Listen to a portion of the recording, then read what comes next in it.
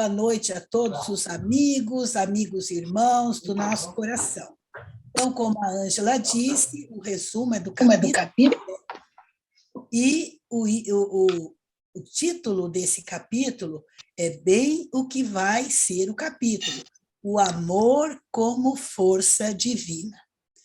Manuel Filomeno de Miranda inicia o capítulo dizendo que os trabalhos de desligamento daqueles espíritos, daqueles desencarnados, ainda presos aos despojos corporais, prosseguiam por mais de 20 horas ininterruptas. Eles preparavam-se para retornar à comunidade espiritual para um breve repouso, quando algo inusitado surpreendeu a equipe. Narra Miranda que se aproximou deles um grupo de espíritos agressivos, como se fossem uma organização de bandidos desencarnados, armados com instrumentos de guerra, flechas, lanças, entre outros. E um deles, que parecia ser o chefe, bradou em alta voz, perguntando quem seria o responsável por aquela invasão. Dr. White calmamente respondeu que ele era o encarregado de atender aos desencarnados em aflição, juntamente com a sua equipe, e que ali estavam atendendo aos apelos dos guias espirituais daquele país para minimizar os terríveis resultados da tragédia. O apelo dos guias espirituais, continua Dr. White, chegou à nossa comunidade quando ouvimos o som de uma corneta que tocava a música Silêncio, expressando a dor que se abatia sobre milhares de vidas. De forma arrogante, o chefe daquele bando foi logo dizendo que ele era o proprietário de toda aquela área onde os benfeitores agora atuavam. Fez em seguida um grande discurso, dizendo estar servindo ao seu país, que eles tinham muitos ideais libertários e que continuariam a libertar o povo deles, que, diz ele, tem sido vítima da intervenção alienígena e que tudo deveria ser feito por eles, os indonésios. O nobre mentor, então, disse: ouvindo o amigo expor o seu pensamento, tem-se a impressão de tratar-se de um benfeitor de um povo sofrido, quando, em verdade, trata-se de um explorador impenitente das energias dos trânsfugas que lhe tombam nas armadilhas perversas, sendo arrastados depois para os lugares de profundo sofrimento, distantes da esperança e da misericórdia. Aqui estamos, continua Dr. White, a convite dos reais governadores do país, dos respeitáveis embaixadores de Deus, com o objetivo de desalgemar os irmãos infelizes dos seus despojos e libertá-los dos vampiros do além-túmulo. O chefe do bando expressou o ódio que o dominava e, com uma expressão acelvajada, segurando um feroz mastim e aplaudido pela malta insana, ele impôs ríspido: agora suspendam as ações e acabem com essa lenga-lenga e batam em retirada. Deixem os nossos pacientes aos nossos cuidados. O benfeitor White enfrentou-o com amor, mas elucidando: iremos prosseguir em nossa faina fraternal e ficaríamos muito gratos se seu grupo se diluísse e aqueles que desejassem queiram vir nos ajudar. Como todos se conservassem impassíveis, o chefe ordenou aos seus comandados que atacassem, dizendo: ataquem, dizimemos os impostores e ladrões. Como se aguardasse essa reação, Dr. White concentrou-se profundamente diante daqueles agressores e, naquele horrendo cenário, transformou-se numa lâmpada brilhante, espargindo claridade que fez estacionar todo aquele bando que já erguia os seus instrumentos de guerra. A malta silenciou, a gritaria diante dos eflúvios poderosos do bem que se emanavam do Dr. White cessaram e passaram a ouvir a voz do nobre benfeitor em seu próprio dialeto. Diz o benfeitor: arrependei-vos e dobrai-vos à vontade do Senhor dos mundos. Decênios se passaram desde que aderistes à loucura que cultivastes nos regimes da impiedade que felicitou o vosso povo. Agora é vosso momento de alegria, de emancipação. Libertai-vos do mal e adotai o amor a vós mesmos, inicialmente, para depois poderdes amar o vosso próximo e, por fim, a Deus. Sois, como nós outros, filhos do mesmo Pai generoso, que vos espera compassivo. Este é o vosso momento de renovação. Aproveitai-o com decisão e coragem. Coragem de romper com as amarras da ignorância e da perversidade que vos tem infelicitado por tão largo período. Enquanto a voz firme e doce do mentor penetrava a acústica das almas, vimos cair sobre aquele lamaçal chuvas de luz que, tocando aqueles rebeldes, penetravam-os, provocando mudanças interiores, levando-os ao pranto e a exclamações lamuriosas. Ao silenciar, num clima psíquico e emocional superior, e dominados pela força do amor, os desditosos atiraram ao solo suas armas, as armas que eles traziam empunhadas, e pediram amparo e proteção aos trabalhadores de Jesus. O chefe do grupo, blasfemando, ordenava que atacassem, soltando os cães e disparando armas, mas, inutilmente, porque a debandada foi geral. E à medida que mudavam de lado, buscando o acolhimento dos trabalhadores de Jesus, alargava-se a faixa vibratória defensiva que os resguardava a todos, que nos resguardava a todos, diz Manuel Filomeno de Miranda. Por fim, o mentor dirigiu-se ao chefe do bando e disse: vinde também vós, que estáis sedentos de luz e de amor. O infeliz comandante emitiu um ruído estranho, evidenciando no rosto todo o horror que trazia no íntimo. Começou a tremer, sendo tomado por uma convulsão e caiu ao solo. Alguns de seus subordinados, vendo a cena, temerosos, fugiram, desesperados, gritando.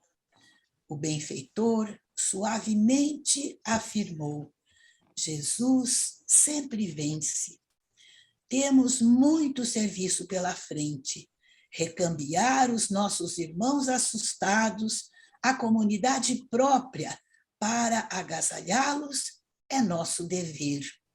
Irei recorrer ao auxílio de outros grupos especializados nesse tipo de socorro que operam nesta área. E acrescentou: o amor é a força divina que sempre triunfa. Este é o nosso resumo, querida Ângela. Obrigada, Vânia, querida. Muitíssimo claro, como se nós estivéssemos lendo o capítulo. Muito obrigada. Então, agora nós vamos passar para os aprofundamentos desse capítulo. E o nosso querido Lincoln será o primeiro que nos trará a sua contribuição. Lincoln, com você.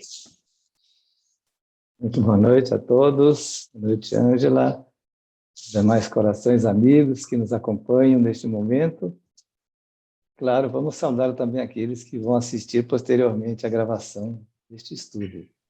Sempre me chama muito a atenção e me pergunto sempre o porquê que os espíritos registram determinados detalhes nas narrativas que eles apresentam. E a primeira frase do texto me chamou a atenção porque ele foi logo dizendo que após 20 horas de trabalho, o grupo iria se recolher à comunidade espiritual para um repouso. Eu me perguntei, mas os espíritos que trabalham assim, eles precisam repousar, como nós, por exemplo, após um dia de trabalho, precisamos ir ao descanso do nosso sono reparador para recuperar nossas energias? E aí eu fui lá no Livro dos Espíritos, no capítulo 6, que fala sobre a vida espírita, e no tópico Percepções, Sensações e Sofrimentos dos Espíritos, Kardec faz uma pergunta, é a questão 254. E a fadiga, a necessidade de repouso, experimentam-nas? Então, os espíritos experimentam a necessidade do repouso? Então é interessante observar como ele nos explica essa questão. Ele comenta que os espíritos, na resposta, apresentaram o seguinte comentário, que não podem sentir a fadiga conforme nós entendemos. Eles não precisam de um descanso corporal como nós, naturalmente. O espírito, entretanto, repousa no sentido de não estar em constante atividade. A sua ação é toda intelectual. Você faz um mês como te vejo. A sua ação é toda intelectual e inteiramente moral o seu repouso. Olha que interessante. Então,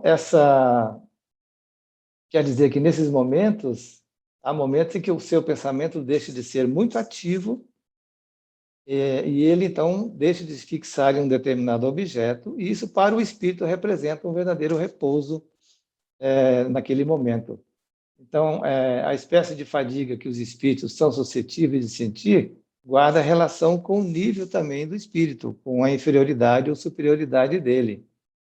Quanto mais elevado o espírito, tanto menos precisará de repouso. Então, preparemos-nos, viu? Quanto mais nós formos evoluídos, menos nós vamos descansar, tá bem? Essa é uma questão que me chamou a atenção. Eu achei interessante comentar com vocês.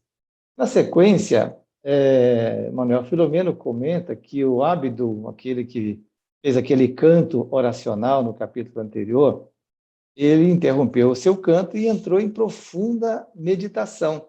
E começou a sair uma irradiação de energias dele que lentamente iam diluindo as trevas naquele ambiente. Também eu fui pesquisar um pouquinho para trazer pelo menos uma informação a respeito desse assunto. E eu encontrei lá no Céu e o Inferno, no capítulo 4, onde fala dos espíritos sofredores, uma observação interessante, que é colocada ali por Allan Kardec. Ele diz o seguinte, que por sua natureza possui o espírito uma propriedade luminosa que se desenvolve sob o influxo da atividade e das qualidades da alma. Então, a intensidade dessa luz está naturalmente na razão da pureza do espírito. E as menores imperfeições morais atuam e enfraquecem-na. Então, a luz irradiada por um espírito será também tanto mais viva quanto maior for o seu adiantamento. Nós poderíamos dizer aqui, embora o texto se refira a espíritos desencarnados, cuja visibilidade e luminosidade fica patente, isso nós observamos em várias narrativas, né, dos espíritos, várias obras, mas eu fiquei pensando também que entre os encarnados, não será que em determinados momentos nós temos uma emanação fluídica uma determinada aura de alguns espíritos encarnados, e a gente chega do lado deles e dá uma vontade de ficar ali do lado grudado, sentindo a presença e a bondade daquele espírito. Eu imagino que o Chico Xavier deveria ser algo semelhante, né? Quem chegava na companhia dele era envolvido por aquela aura do benfeitor que ele era, né, da humanidade. Então, também um aspecto interessante. Seja encarnados ou desencarnados, cada um de nós terá o seu brilho específico de acordo com as nossas possibilidades naturalmente evolutivas. E outra coisa que me chamou a atenção, que novamente o Manuel Filomeno menciona, e aí eu me pergunto, por que será que ele insiste em mencionar determinados detalhes nos escritos dele? Vocês lembram que no capítulo 5, na página 52, ele menciona um espírito chamado Ana, que fica carregando um marchote por onde ela caminhava, né? Novamente, ele mencionou aqui essa questão do achote que ela levava, né? Claro, dentro da nossa curiosidade própria, eu fui lá na Gênese, capítulo 14, onde fala sobre os fluidos, e fui verificar, então, algo a respeito da ação dos espíritos sobre os fluidos. Como que o espírito consegue criar aquilo, né? E aí vamos encontrar os registros de Allan Kardec, em que ele nos fala que os espíritos atuam sobre os fluidos espirituais, fazendo a sua manipulação, né? Empregando o seu pensamento e a sua vontade. Então, pelo pensamento, eles imprimem aos fluidos uma direção, eles aglomeram esses fluidos, combinam os fluidos ou dispersam, organizam em conjuntos, apresentando a aparência, a forma, a coloração, mudam as propriedades desses fluidos e, então, o mundo espiritual, pode-se dizer, nas palavras de Allan Kardec, é a grande oficina ou laboratório da vida espiritual, onde cada espírito vai moldar o seu ambiente e os seus elementos, a sua presença, a forma como ele se apresentará. Isso nós já vimos aí, caso de espíritos que, inclusive, assumem a aparência lupina, como já foi mencionado em vários momentos, né? Aqui nesta apresentação que a Vânia fez, ela falou que aquele grupo tinha um chefe arrogante que se apresentava de maneira típica de gangues das grandes ruas das cidades, né?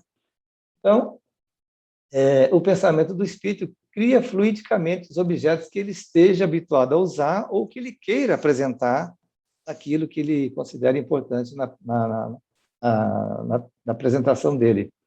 E esses objetos, para o espírito, são tão reais como eram no estado da matéria enquanto ele estava vivo. E aqui a Vânia mencionou também que aquele grupo tinha artefatos de guerra, né? Flechas, lanças e outros equipamentos que são produzidos ali, então, pela manipulação dos fluidos feitos por esses espíritos. Então, quem quiser se aprofundar mais a respeito disso, vamos encontrar lá na Gênese, no capítulo 14, aprofundamentos em relação a essa temática. Muito bem. Na sequência, temos aí, conforme apresentado também, dois grupos distintos que se encontram, né? Aquele grupo de espíritos agressivos e a mansuetude do Dr. White, que enfrenta com muita calma aquele momento em que aquele grupo, liderado por aquele chefe arrogante, estava exigindo o afastamento de toda a equipe que estava socorrendo ali as pessoas que estavam desencarnando, mencionando na sua história a defesa, como disse a Vânia, né, da sua pátria, mencionando, inclusive, alguns detalhes aí sobre a Companhia das Índias no século XVI, falando a respeito do país, o Timor-Leste. Não vamos entrar aqui nas questões geopolíticas dessa relação aí, mas só para sintetizar, países europeus, especialmente Holanda e Portugal, antigamente elas estavam muito presentes nessa região e estiveram, digamos, tendo o Timor-Leste como colônia deles, né, em determinada época, e a Indonésia sempre ali do lado, né, vizinha do Timor-Leste, sempre também procurando ocupar espaço dentro desse país. Até que, neste milênio agora, Timor-Leste ficou independente e é a nação mais nova que declarou sua independência, né, mais recentemente.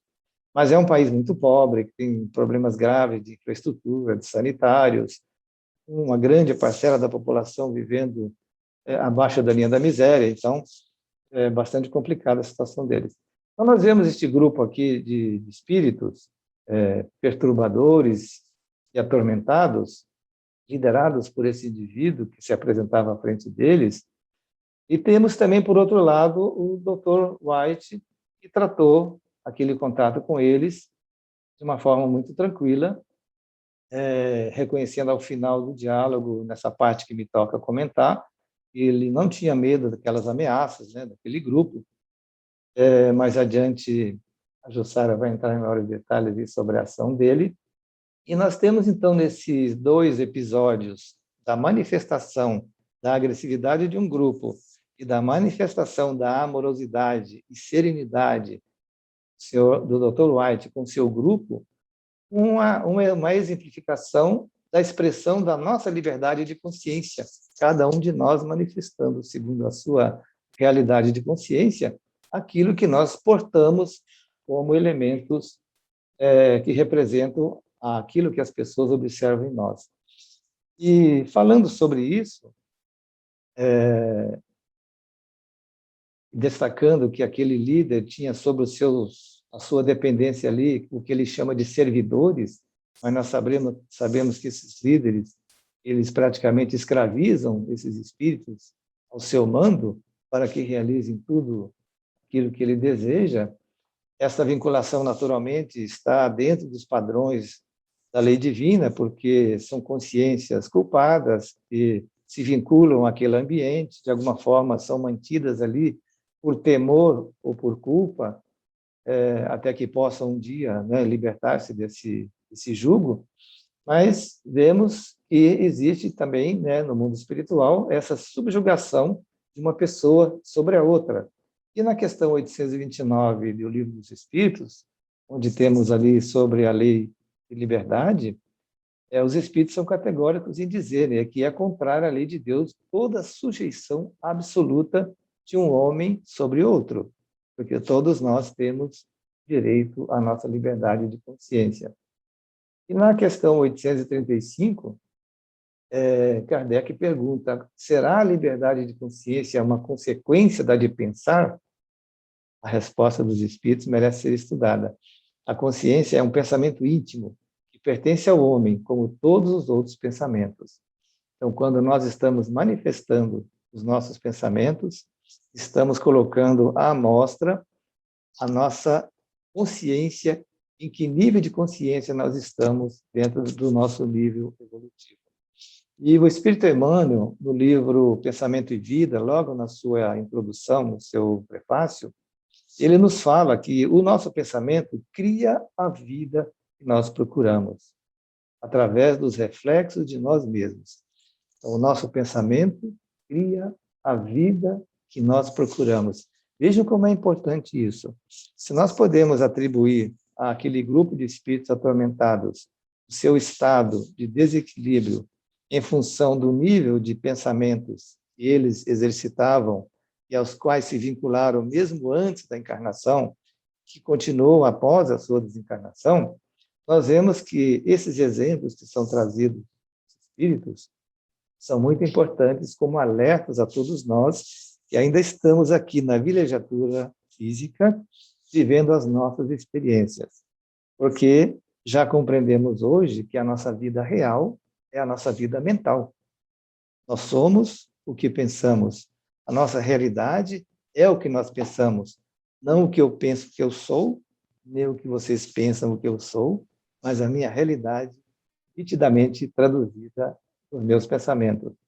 Convidaria também vocês a fazerem uma viagem por um texto que Joana de Ângeles fez no livro Lampadário Espírita, no capítulo 49, onde, analisando essa questão do exercício da consciência, ela coloca ali a nossa vida de relação com outras pessoas e as expressões das consciências dessas pessoas que afetam a todos nós. Por exemplo, ela coloca ali um grupo de características de pessoas que, no exercício da sua liberdade de consciência, são caracterizadas por ela como aqueles indivíduos ingratos, os traidores, os caluniadores, os perversos, os perseguidores, e fala que todo esse grupo de pessoas caracterizadas por esses adjetivos são todos infelizes, procurando esquecer, fugindo da própria realidade de consciência, procurando esquecer os delitos que promovem, porque, muitas vezes, em razão do orgulho próprio, do seu egoísmo, não admitem as imperfeições que carregam. Então, tentam fugir, ou, digamos, de alguma forma, anestesiar a própria consciência diante dos delitos que cometem contra a lei divina. Então, quem de nós, né, já não enfrentou, digamos, situações no âmbito da família, no nosso trabalho, na vida social, ou mesmo até na casa espírita, corações, irmãos nossos que, de alguma forma, possam ser categorizados nesses grupos que, de alguma forma, afetam a todos nós. A recomendação de Joana de Ângeles, naturalmente, é que nós prossigamos trabalhando no bem, como sempre procuramos fazê-lo, porque um dia todos eles despertarão, depois do chamado de Deus, através da própria consciência, onde está gravada a lei divina, naturalmente, como nós já sabemos. E ela nos fala o seguinte, que talvez nesta encarnação nós não vejamos essas pessoas modificadas como gostaríamos, porque nós somos muito apressados com isso, né? Aquelas pessoas que desagradam a nossa maneira de ver as coisas ou que pensam diferente de nós gostaríamos que elas mudassem repentinamente de atitude e começassem a agir na forma como nós consideramos a mais exata. Mas isso não acontece. Às vezes são filhos, às vezes são casais, às vezes são nossos pais.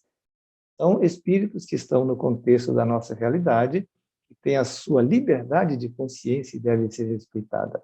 Mas, como diz Joana de Ângeles, um dia todos despertarão. E basta que despertem, e esse despertamento será inevitável para que novos caminhos sejam colocados como oportunidade de refazerem a sua perspectiva de ver a vida, de ver a si próprio, de encarar outras pessoas, de, inclusive, analisar ou reanalisar a sua ligação pessoal com a divindade, o seu vínculo ou a sua identidade com Deus. Então, vejamos, irmãos, como é importante estudar. Eu estou achando maravilhoso estudar com vocês, viu? Porque cada tema que nós trazemos aqui são luzes que vão se colocando no nosso entendimento, no nosso psiquismo. Essas luzes, pouco a pouco, vão fazendo uma viagem do nosso cérebro até o coração.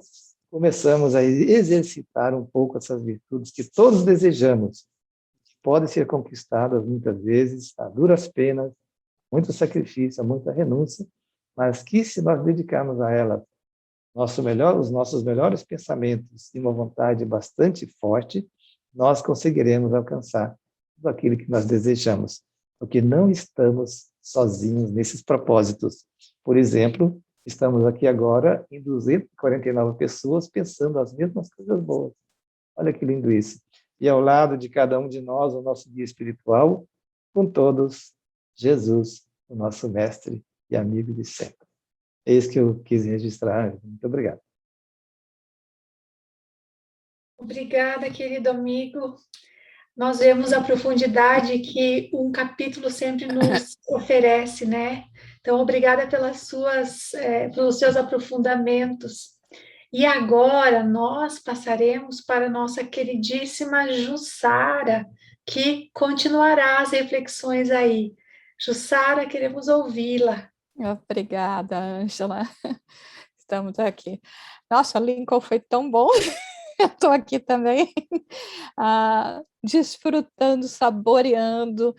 É tão maravilhoso, né? Quando nós podemos realmente nos debruçar numa obra e e destrinchar mesmo o que o Espírito nos traz, está tão além de simplesmente, né, nós lermos assim uma história. Então é muito importante essa reflexão, esse estudo como nós estamos fazendo, tentando realmente analisar cada uma dessas passagens, né, para o nosso aprendizado. E nessa segunda parte do capítulo, né, é justamente o momento em que começa o trabalho mais direto, né, do Dr. White com com o que nós vamos chamar aqui, né, desse espírito, nosso irmão, mas que às vezes nós também chamaríamos então de obsessor, né? Qual é o posicionamento desse obsessor, né? O que está realmente ocorrendo naquele lugar? Quando ele chega naquela posição de agressividade, né? Mostrando na sua face, né? Refletindo o seu estado de alma, né? Porque nós refletimos o nosso estado de alma.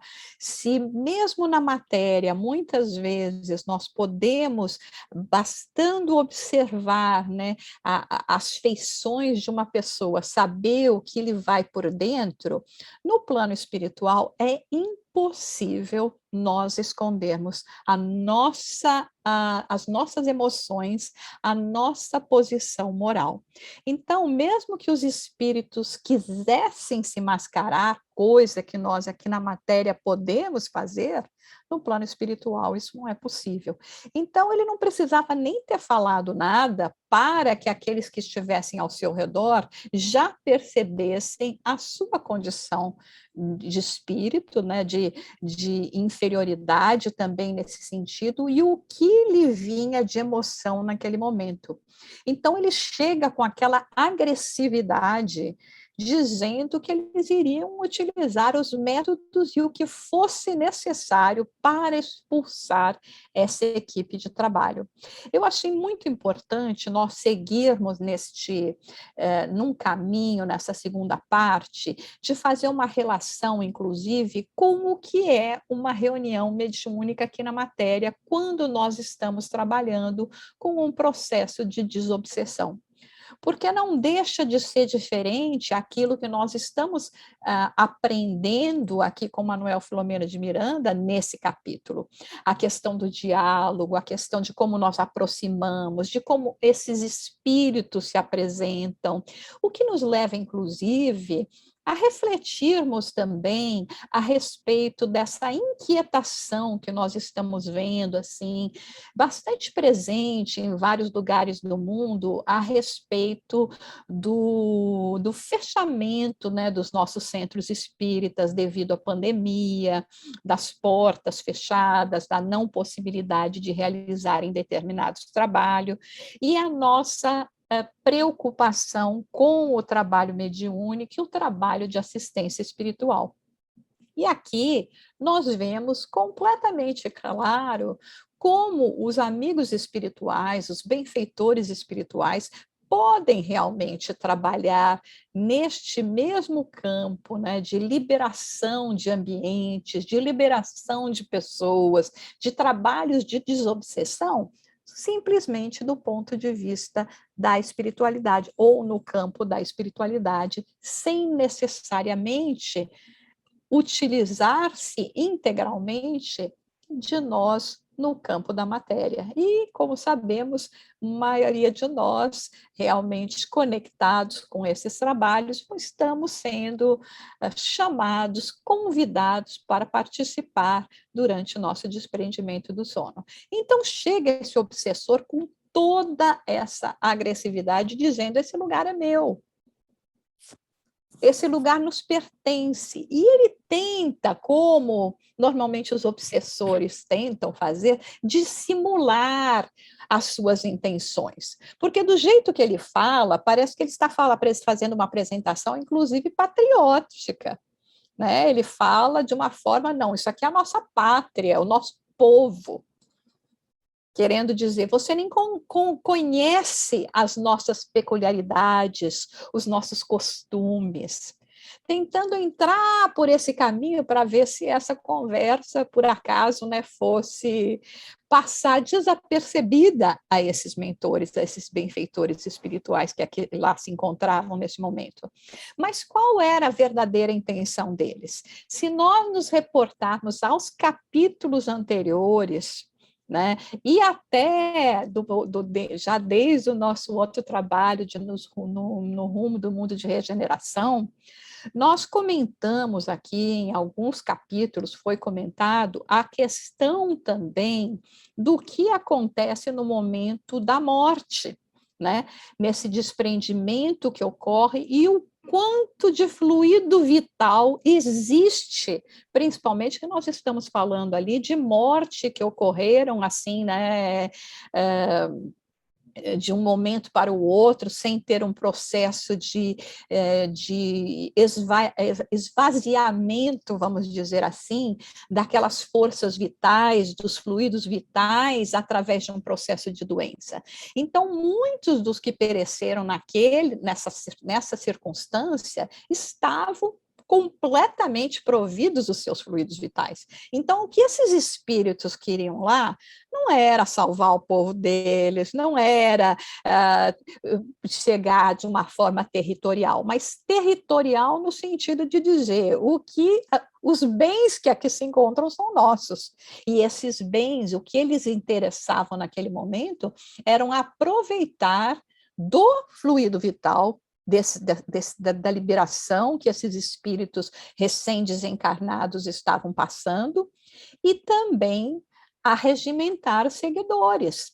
Como que eles arregimentam os seguidores? Através daquilo que o Lincoln acabou de falar para a gente, de processos, imposições de medo e de culpa.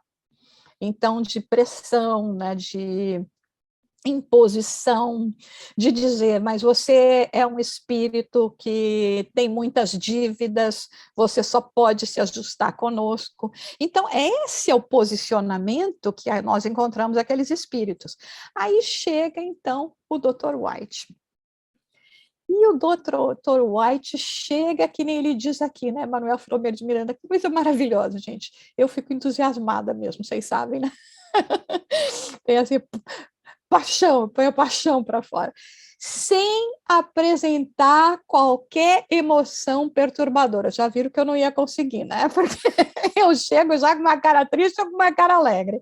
Mas Dr. White chegava com aquela, né, tranquilidade, como falou Lincoln, né? Assim, né, impassível, sem desrespeito, e responde para ele: não o tememos, e menos o obedeceremos. Mas que audácia, né? Eles deviam estar pensando. Quem é esse espírito, esse estrangeiro, né, para chegar aqui e falar assim desse jeito? E é nessa hora que a gente lembra, né, como é magnífica a obra do Livro dos Espíritos, né? Quando Kardec, né, perguntando aos espíritos a respeito, né, do nosso posicionamento e por que o bem ainda não prevalece, e ele fala que é porque nós somos tímidos, o bem é tímido, não pode ser tímido o bem. É esse o posicionamento do Dr. White, ele sabe o que ele está fazendo lá, ele chega com doçura, amorosidade, como disse o Lincoln, mas firme. É aquilo que às vezes a gente chama de, né, um amor autoritário, né, que chega com amorosidade, mas ciente da sua obrigação, do trabalho que será realizado, e dizendo, não o tememos e menos obedeceremos. E qual vai ser a reação do obsessor? O obsessor vai reagir, né, achando que ele está aqui na matéria ainda, que é como a gente reage na matéria. Vamos atacar, vamos dizimar os impostores, os ladrões, né? Porque é lógico que é esse diálogo, né? É essa ideia que ele também tenta passar para aqueles que o estão seguindo. Não de que ele quer se aproveitar daqueles recém-desencarnados, mas que ele está pensando até de uma forma, vamos dizer assim, patriótica, né? Salvaguardando também a própria religião que eles lá tinham, já que a gente lembra que o Dr. White não era muçulmano, né? Então, eles reagem com aquela agressão física que foi peculiar a eles quando eles estavam na matéria. né? E qual é a reação do mentor, né, do Dr. White? Ele não fala nada, fica quieto, concentra-se profundamente e transforma-se numa lâmpada esparzindo claridade. De onde é que veio essa luz, gente? Que bom que o Lincoln já deu, né, para a gente aí toda a explicação. Como é que ocorreu essa transformação? Se nós só podemos apresentar aquilo que temos. Seguramente compreendemos que justamente com a sua elevação de alma, porque ali naquele momento ele trabalhava para o bem supremo. Então a luminosidade, neste momento em que ele comunga profundamente com o plano espiritual, o transforma num facho de luz, num farol iluminado. Mesmo que a luz não fosse inteiramente dele, mas inspirado, aumentada, sem dúvida alguma, pela presença espiritual que o secundava. E aí ele diz: arrependei-vos e dobrai-vos à vontade do Senhor dos mundos. Chegou o momento de acabar com esse desvario, abandonar o ódio e a perseguição para abraçar o amor. É aqui que nós entendemos que nós também aqui na matéria temos essa mesma escolha, não é verdade? Quando nos proporciona essa oportunidade de reencarnação, o caminho da dor ou do amor. Vamos ficar com ódio, com a perseguição, com os sentimentos inferiores, ou vamos finalmente abraçar o caminho do amor? Nos fala Dr. White que já há muitos anos eles estão permanecendo hostis ao bem e à verdade, e que a impiedade dele, na realidade, provoca compaixão. Somente um espírito, já com essa natureza de amorosidade, que já começou a vislumbrar a luz de nosso Pai Celestial, de nosso Mestre Jesus, poderia, no momento daquele, com tanta agressividade, dizer que o que eles inspiravam a eles era exatamente a compaixão. E convida aqueles que os estão seguindo, porque ele sabe que existe uma imposição naqueles que acompanham a este obsessor, para que eles não se intimidassem e enchessem as fileiras do bem. Mas aí tem uma parte que Manuel Filomeno de Miranda fala o seguinte, que ele diz, né, Dr. White, libertai-vos do mal, prosseguiu o instrumento da verdade. Esse é o comentário de Manuel Filomeno de Miranda. E é tão intrigante, né? Porque ele fala, prosseguiu o instrumento da verdade. Quem é o instrumento? Quem é a verdade? O instrumento, sabemos que era o Dr. White. Quem é a verdade? Para nós espíritas, nós conhecemos o nosso Mestre Jesus justamente como sendo o Espírito de verdade. Então, ele afirma aqui, Manuel Filomeno de Miranda, que naquele momento ele se fazia instrumento de Jesus. E convida esses espíritos, antes de mais nada, ao amor a vós mesmos. É muito interessante isso, e é uma coisa que constantemente nós falamos quando estamos trabalhando as questões de auto-amor, de auto-perdão. Como é que nós vamos entregar amor aos nossos semelhantes se nós não aprendermos ainda a nos amar? E esse amar significa nos liberar do medo, nos liberar da culpa, que é onde esses espíritos realmente conseguem se conectar conosco e nos manter prisioneiros. E aí, a reação daqueles que o seguiam, de alguns daqueles que o seguiam, foi imediatamente se render àquela força amorosa, né? É interessante nós vermos, porque às vezes as pessoas falam, mas como é isso de guerra, de briga? Porque o obsessor estava, obviamente, inquieto, queria que houvesse uma retaliação, mas nós vemos no livro Mensageiros, né, quando nos fala na literatura de André Luiz Chico Xavier, a respeito da Mansão da Paz, como eles tinham muralhas, como eles têm armas ainda para poderem, né, aqueles circuitos magnéticos para poder prevenir a invasão de espíritos dessa natureza, né? E quando a gente lê sobre essa questão, Ângela, eu agora perdi completamente meu horário aqui, se você me fala se eu ainda tenho alguns minutinhos. E entrei numa outra zona aqui. Quando a gente pensa, né, quando começa, eu fiquei imaginando, né, com toda essa cena, né, assim, perante a minha visão, né, esse diálogo, né, do Dr. White com esse espírito, com aqueles que os acompanhavam. E aí me lembrei de um caso, porque hoje nós falamos bastante aqui entre nós no grupo de Dr. Bezerra de Menezes, né, que andou muito ocupado hoje cuidando do nosso querido amigo, né? Então, que é uma história que conta o seguinte, um caso de desobsessão do Dr. Bezerra, que ele estava num trabalho de desobsessão muito difícil, com uma entidade que vamos dizer que seria talvez até similar a essa entidade que nós estamos vendo aqui. E aí, o doutor Bezerra de Menezes conversando com ele, né, com eloquência, com persuasão, pedindo a esse espírito, né, que renunciasse amorosamente às suas más intenções, né, e doutor Bezerra, né, falou com ele de uma maneira tão paternal, tão amorosa, que aos poucos ele foi desarmando esse espírito, né, retirando o seu ódio e tocando-lhe profundamente na alma.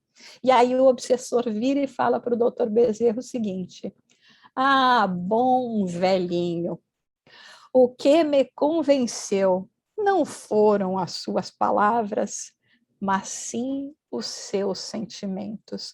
Então, é essa luz que jorrava de Dr. Bezerra, essa luz que nesse instante jorrava desse espírito, né, que iluminava todo este ponto onde eles se encontravam e falava, né, também com esse mesmo amor, essa mesma amorosidade ao obsessor, repetindo as palavras de Jesus: vinde também vós que estáis sedentos de luz e de amor. O chefe, né, esse obsessor, entrou num estado em que ele já não pôde mais resistir à presença daquela amorosidade, transformada em luz para os olhos do espírito, mas que conhecemos e sabemos que na realidade são energias que penetram a alma de uma maneira que não podemos resistir. E cai ao solo, e com isso alguns dos seus subordinados, que infelizmente não se deixaram envolver por este amor, aproveitando a oportunidade de libertação, saíram correndo com medo do que estava acontecendo. E assim termina o capítulo, este nobre mentor dizendo que Jesus sempre vence, que o amor é força divina que sempre triunfa. Quantos de nós, neste momento, podemos estar duvidando dessa afirmação pelas dificuldades que podemos estar passando, não é verdade? Mas cada vez mais, à medida que vamos expandindo também a irradiação de amor, de energia, de auxílio, compaixão ao nosso próximo, cada vez mais vamos percebendo que podemos também nos transformar em instrumentos da verdade, porque Jesus sempre vence. Então, essa era a apresentação que nós tínhamos para vocês para hoje. Muito obrigada, querida Ju. Realmente essa colocação que você nos fez nos leva a pensar o quanto nós temos ainda por caminhar, mas quão fascinante é esse caminho que nos espera, né? No sentido de nos atrair, porque o amor é essa força mesmo que nos levará a esse estado um dia. Muito obrigada por nos falar tanto disso hoje.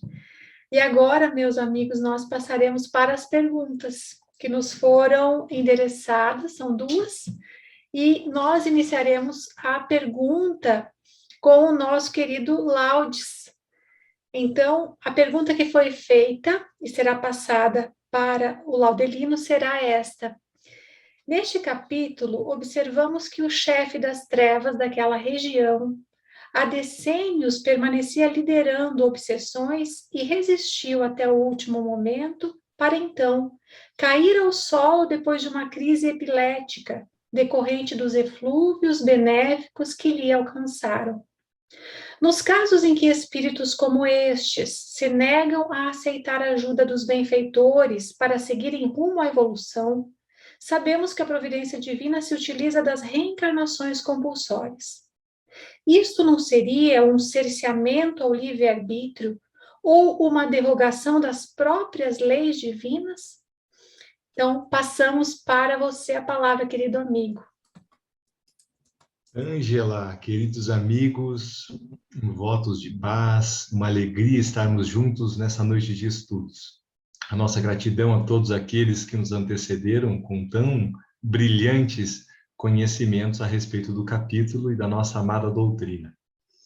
Nessa pergunta, eu achei muito interessante o questionamento, porque se refletirmos de uma maneira um pouco mais rasa, considerando a matéria, pensamos que somos livres num livre-arbítrio, mas será que nessas reencarnações, como ditas, compulsórias, estaríamos, de alguma maneira, infringindo uma lei natural ou perdendo a questão do nosso livre-arbítrio? Então, para isso, eu venho a Kardec, no Livro dos Espíritos, no capítulo 10, que vai tratar da lei de liberdade, ele faz uma questão que vai nos deixar muito claro a resposta a essa pergunta, que é a 847. Nos diz o seguinte: a aberração das faculdades tira ao homem o livre-arbítrio? E os espíritos nos dizem: já não é senhor do seu pensamento aquele cuja inteligência se ache turbada por uma causa qualquer, e desde então já não tem liberdade. Essa aberração constitui muitas vezes uma punição para o espírito, que, porventura, tenha sido noutra existência fútil e orgulhoso, ou tenha feito mau uso de suas faculdades. Pode esse espírito, em tal caso, renascer no corpo de um idiota, como o déspota no de um escravo, ou o mal rico no de um mendigo. O espírito, porém, sofre por efeito deste constrangimento, de que tem perfeita consciência. Está aí a ação da matéria. Quando nós pegamos esse ensinamento tão magnífico da espiritualidade, nos trazendo que está aí a ação da matéria, nos relembrando que a lei natural é a lei da reencarnação. Todos nós estamos obrigados a cumprir essa lei natural. Então, quando pensamos em uma reencarnação, ou uma reencarnação compulsória, entendemos a compulsória como uma obrigatoriedade. Todos nós estamos obrigados ainda a reencarnar, porque acredito que nenhum de nós ainda atingiu o estado celeste ou purificado plenamente. Então, lembro de Chico quando indagado a respeito do criminoso, e dizia que o criminoso é um de nós que foi descoberto. Ou seja, todos nós temos os nossos crimes, todos nós temos as nossas imperfeições, e estamos sujeitos a uma lei natural, mas uma lei também que vem embasada pela lei de justiça, que é a reencarnação. Todos nós levaremos as nossas existências ao aperfeiçoamento. Ou seja, vamos gozar sim de múltiplas liberdades. Temos sim o livre-arbítrio, mas nem todos nós gozamos de uma liberdade para escolher de uma maneira definitiva e gozando de liberdade plena o rumo da nossa reencarnação, ou o rumo da nossa existência como espírito. E graças a essa lei natural que nos permite aperfeiçoar, porque todos nós estamos vivendo estas leis naturais.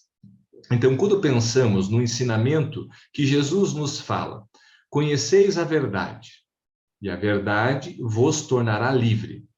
Poderíamos entrar numa filosofia para tentarmos compreender a realidade dessa verdade.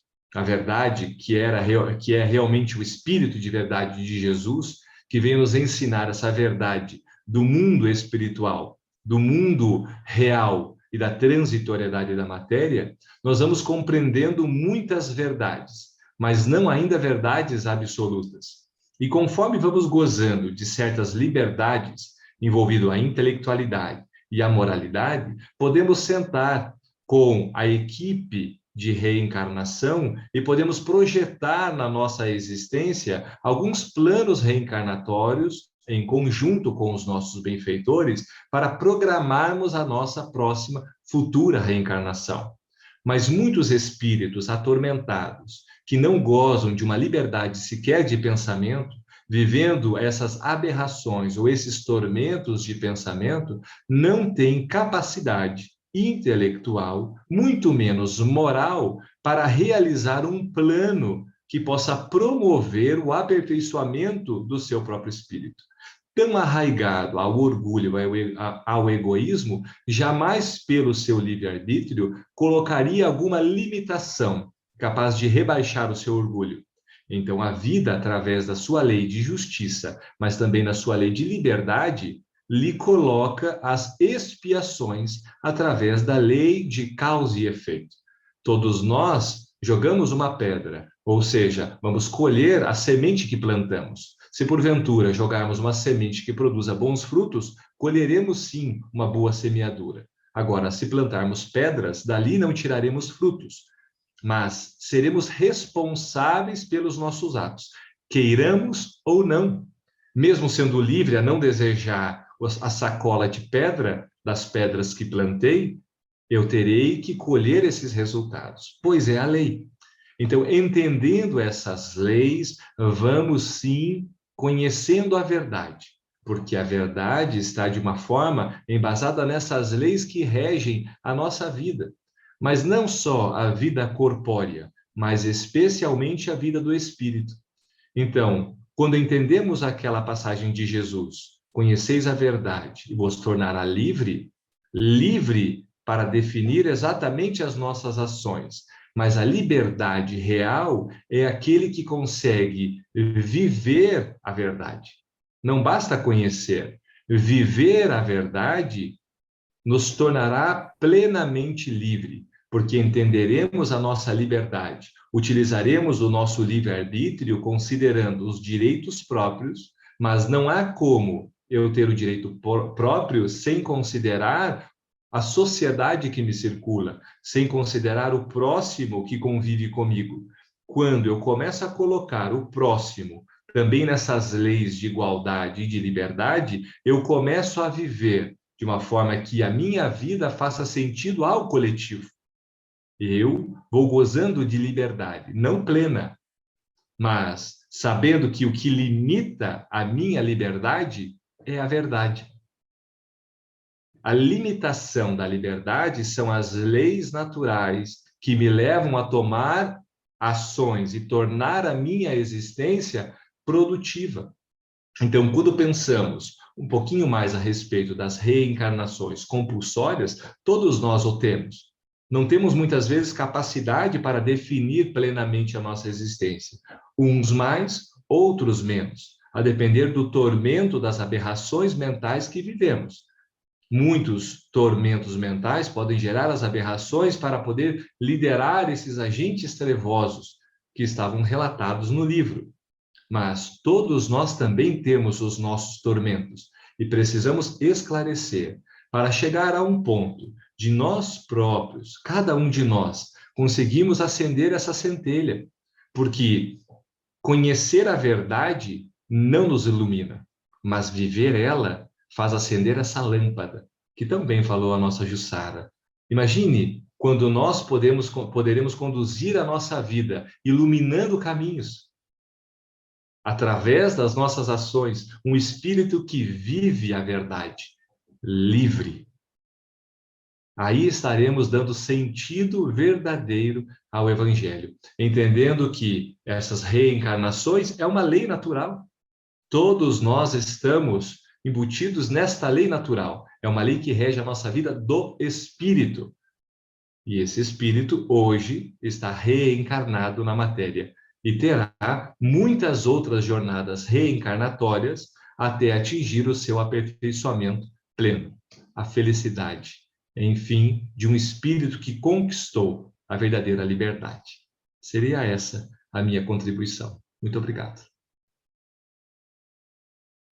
Nós que agradecemos, querido Laudes, sempre suas colocações muito oportunas. E, dando sequência a isso, a nossa querida Eulália agora nos trará a sua resposta à seguinte pergunta. Na página 68, no terceiro, quarto e quinto parágrafos, o chefe dos espíritos bandidos desencarnados, que se vestia de maneira típica das gangues regionais, fala com arrogância a Dr. White, ordenando-lhe abandonar o território em que se prestava socorro, dizendo-lhe que toda aquela região lhe pertencia, mesmo antes do tsunami. Suas expressões eram muito possessivas. Suas descrições são típicas de muitos irmãos encarnados que escutamos na TV e lemos nos jornais, trazendo sérios problemas para a sociedade. Pergunta: este processo ímpar de transformação e socorro é também dado aos encarnados no mesmo nível moral que os espíritos citados acima? E de que forma? Esperamos, então, ouvi-la, querida Eulália. Boa noite, Ângela, querida, amigos que nos antecederam de uma forma maravilhosa, que enriqueceu o nosso estudo. Boa noite, família, porque nós estamos nos transformando numa família de pai e mãe. Manuel Filomeno de Miranda, Sueli Caldas Schubert. E isso, por si só, já é parte da resposta à pergunta. Olhem como nós estamos recebendo a intercessão desses benfeitores amigos, porque a nossa Sueli idealizou esse estudo à beira de voltar para casa, para nos deixar alimentados. E a cada aula que passa, nós sentimos cada vez mais a amorosa presença dessa guerreira, que venceu batalhas árduas na própria vida familiar, na vida cotidiana. E, no entanto, nós nunca a vimos reclamar, queixar-se, o que nos traz a certeza de que aquele que se debruça para domar as suas más inclinações está sempre numa conexão estreita com, pelo menos, o seu anjo guardião, que todos o temos. Então, eu gostaria que nós nos recordássemos por que a Terra foi criada, quem elaborou esse projeto riquíssimo e se ofereceu para nos guiar, porque Jesus é o guia e modelo da humanidade. Mas quando trouxe para cá os espíritos recalcitrantes, intolerantes, de outros mundos, para, unidos aos primitivos, aprender a simplicidade enquanto ofereciam o progresso, para modelar o seu caráter, o seu sentimento, enquanto amenizavam a ignorância, com toda a misericórdia do Cristo, que está numa comunhão indescritível com Deus, como diz o próprio André Luiz, em Evolução em Dois Mundos. Esses espíritos sentiram-se poderosos e dominadores. Jesus nunca permitiu que caminhássemos ao desamparo. A todo instante nos envia verdadeiros missionários. Então, ressaltamos aqui o pobrezinho de Assis, que sabemos que segue à frente, sendo o intermediário direto do Cristo, cantando as benesses de uma nova era. Esses espíritos, quando Jesus chegou à Terra e ensinou-nos a oferecer a outra face, que é a face do amor, a face do perdão, foi como se ele quisesse tomar a terra que não lhe pertencia, mas pertencia a esses espíritos dominadores. Se achamos que no decorrer destes milênios, eles já evoluíram, eles já retornaram ao mundo espiritual, refeitos, transformados, nós nos enganamos. Muitos deles permanecem aqui na Terra com a mesma disputa de outrora. Alguns reencarnados, outros desencarnados, de tal maneira que quando nós lançamos mão de A Gênese, no seu capítulo 18, os tempos são chegados, no item Sinais dos Tempos, numa mensagem assinada pelo Dr. Berry, ele, em parte dela, permitam-me dizer como está no livro, ele nos fala assim, que uma coisa vos parecerá estranha, mas nem por isso deixa de ser uma rigorosa verdade. É que o mundo dos espíritos que vos rodeia sofre o contragolpe de todas essas comoções que agitam o mundo dos encarnados. Digo mesmo que ele aí toma parte ativa. Isto nada tem de surpreendente para quem sabe que os espíritos e a humanidade não deixam de ser um todo. Então, quando aqueles espíritos liderados pelo Dr. White vieram em nome do Cristo socorrer não apenas os que tinham desencarnado ou morrido, por enquanto a maior parte tinha morrido o corpo, mas estavam atados, acompanhando a sorte desses despojos.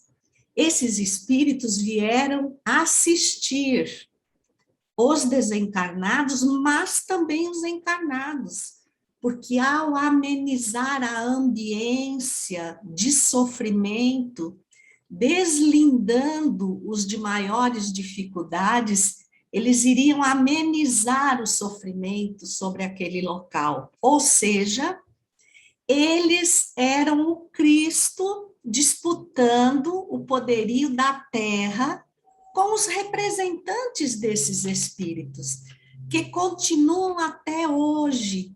E paremos para pensar que eles não agem apenas nos tsunamis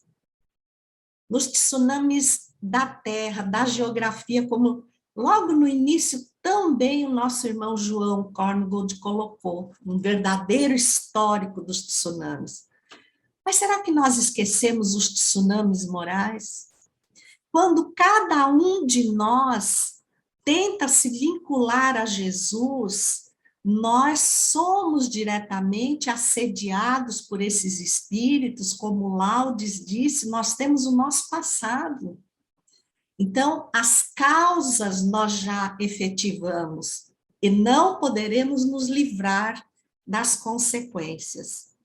Mas quando se fala como podem ser ajudados os encarnados, é por espíritos dessa envergadura do Dr. White. Eu sou uma profunda admiradora e devedora espiritual de Ivone do Amaral Pereira.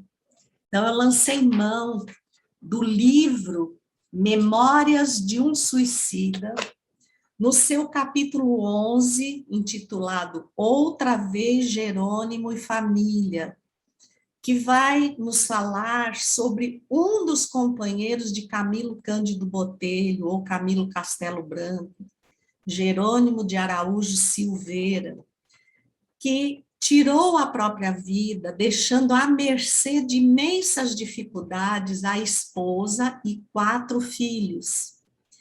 E a esposa, não suportando as provas da queda econômica e moral também, que ele pensou se isentar, ela se desobriga de cuidar dos filhos, a ponto de conduzir a filha mais jovem, Margaridinha, à prostituição no Cais da Ribeira, no Porto, em Portugal. E o seu filho, o único homem, Albino, chegou ao ponto de roubar para tentar confortar o sofrimento da mãe. Então, quando Jerônimo insistentemente pede para vir visitar a família e é orientado a não fazer, ele não suporta o resultado das suas escolhas. Quando ele vê a filha jovem se prostituindo, quando ele vê o filho prisioneiro, ele realmente ensandece, seu juízo fica completamente desestruturado. E ele começa a requerer um isolamento. Então, no Complexo Hospitalar Maria de Nazaré, ele é levado para o isolamento, para se desencharcar das culpas que pesavam sobre ele. Então, imaginem o sofrimento desse pai, e imaginem o sofrimento dessa família que ficou. Então, aqui nós estamos vendo, ao mesmo tempo, o auxílio do mundo espiritual, aos desencarnados e aos encarnados. E num dia de muita dor, ele se ajoelha e ora compadecido, ele ora com a alma e pede à mãe de Jesus que interceda. Quantas vezes nós não fazemos pedidos assim e depois, descrentes de nós mesmos, dizemos: veja lá se a mãe de Jesus vai se preocupar comigo, tão pequeno. Mas, para espanto, alguns dias depois, chegam 4 folhas de pergaminho, e aqui dizem: um pergaminho lucilante, a luz irradia a grandeza do Espírito. Então, eles entregam esse pergaminho às mãos de Jerônimo, que espantado vê que é um texto da própria mãe de Jesus. E ela ali determina em caracteres azulados, como se estrigas do firmamento servissem aos iluminados do templo. Então, ela se transforma no espírito que se comunica pelos 12 ministros que representam o complexo Maria de Nazaré, dirigido por Teócrito, o mais próximo dos nossos irmãos e irmãs suicidas. E ela determina que intercedam imediatamente pelos 2 filhos desse irmão. Porque qual é o pai que se liberta de uma culpa ou que pensa em reerguer-se, verificando que ele crucificou, ele foi o causador do desvio moral, como se não tivesse dado aos filhos a oportunidade deles crescerem e aprenderem o melhor exatamente com ele. E esses espíritos, então, para atender a mãe de Jesus, eles, como a gente costuma dizer, se viram nos 30. Porque ela diz assim: intervir imediatamente em caráter de emergência. Então, essa equipe se dirige no de imediato à Terra, visita Albino na penitenciária, ele, por sua vez, pensando em suicídio, e utilizam de um médium muito caridoso para ser um visitante que lhe apresentasse o Espiritismo, que lhe desse a luz da recuperação. E a filha vão encontrá-la no prostíbulo, e aqui eles dizem que a cena era terrível, eles nem conseguem descrever. E como é que eles agem? Simplesmente eles lançam mão de um espírito dessa equipe, me faz muito lembrar a equipe do Dr. White. Então, Osório chega a um dos que ali estavam e segredou-lhe algo ao ouvido. Por quê? Porque eles deram uma descarga fluídica em 3 tempos, que eu não vou entrar em detalhes aqui, mas como se desmontassem o corpo físico de Margaridinha e ela tivesse uma síncope.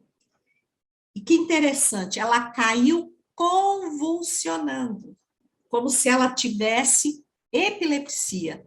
E não lembra o que aconteceu com o líder desse grupo?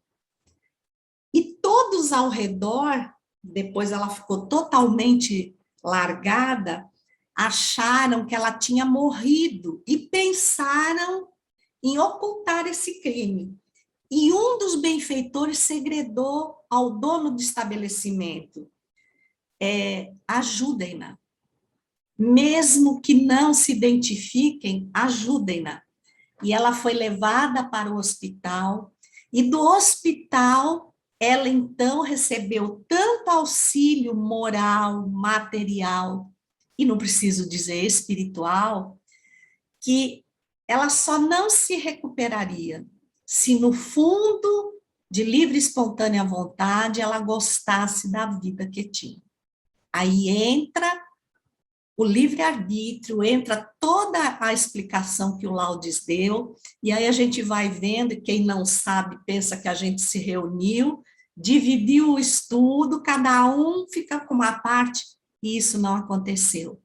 Então, se isso está acontecendo, nós estamos recebendo a intercessão de nossa mãe, Sueli Caldas Schubert.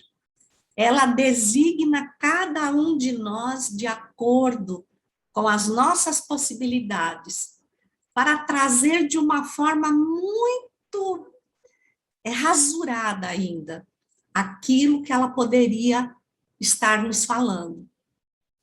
E, por fim, quando aqui é citado a problemática do que nós vemos nas televisões, dessa forma como eles se vestiam, eu vou deixar aqui na indicação o livro Sol de Esperança, de diversos espíritos, por Divaldo Pereira Franco, uma lição, a número 19, intitulada Conflitos de Gerações, e que vale muito a pena ser refletida, meditada. E num tempo ela diz assim: legiões de antigos bárbaros que a seu tempo invadiram a Europa ou viveram em múltiplos continentes, comandados por títeres cruéis e sandeus, retidos em regiões próprias do mundo espiritual, agora retornam, a fim de aprender, crescer e testar as resistências morais do homem moderno,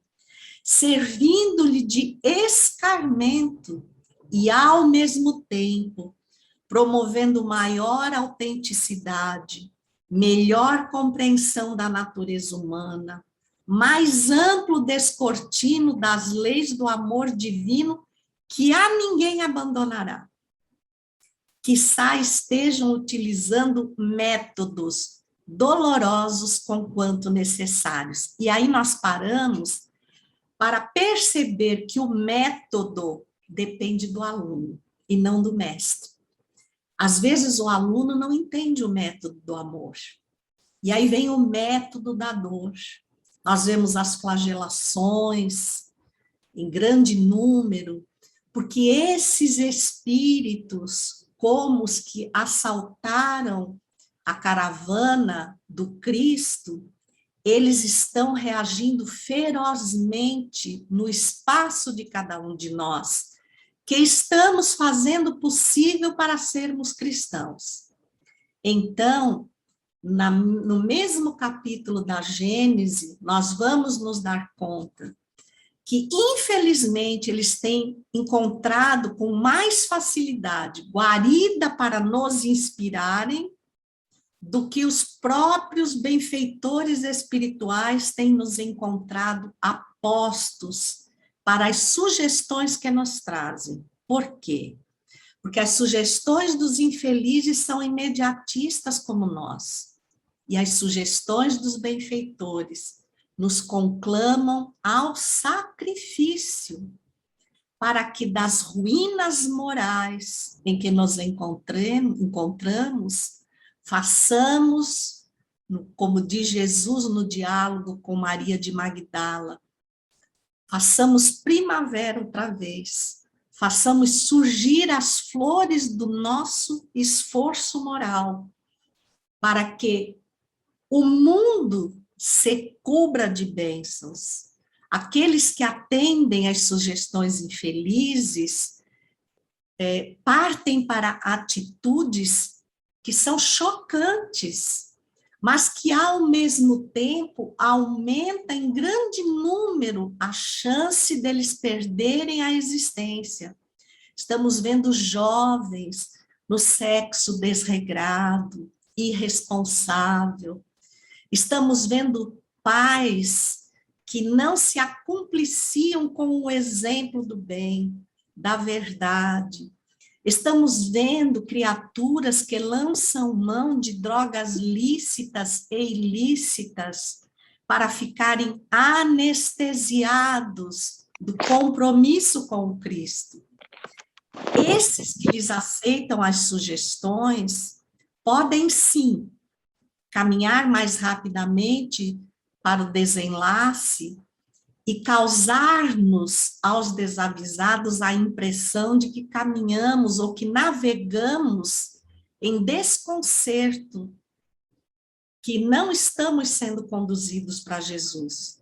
Mas, no fundo, cada vez que desencarna uma massa de espíritos desse teor, Jesus envia pleiades de espíritos de alta envergadura, descompromissados, eles não têm mais compromisso com provas ou expiações na Terra.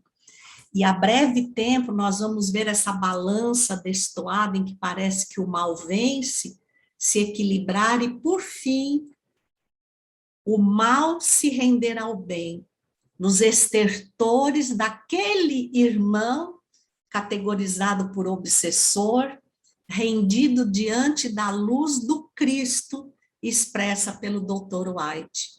Nas devidas proporções, independente de quem somos, nós podemos refletir a luz do Cristo, os pequeninos exemplos que somos chamados a realizar. Então, que Jesus nos abençoe, nos inspire ao bem, sempre e cada vez mais. Profunda gratidão a todos. A gratidão é nossa, querida Eulália, porque essa mensagem, para encerrar os nossos estudos, nos enleva a alma, né? Nossa gratidão a cada um dos amigos que se esforçaram para nos trazer as reflexões tão profundas essa noite, a nossa gratidão, e acredito que é um sentimento compartilhado por muitos aqui, cada um nas suas leads diárias, nas suas atividades, chega nesse momento do nosso estudo como que se sente renovado, revigorado, né? Então, isso que a Eulália também nos lembrou da nossa querida Sueli, né? Certamente são o amor de todos eles, né? Por nós aí nos fortalecendo a marcha. Então, a nossa gratidão a todos.